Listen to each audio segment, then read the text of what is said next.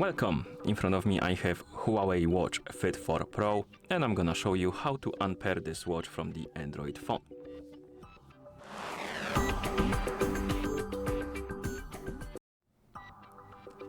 First thing we need to do is to open the HUAWEI Health application on the phone that is paired with our watch. So let's tap on the icon to open the app.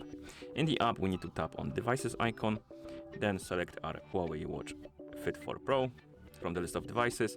And on this page we need to tap on the more options icon in top right corner, then tap on unpair device.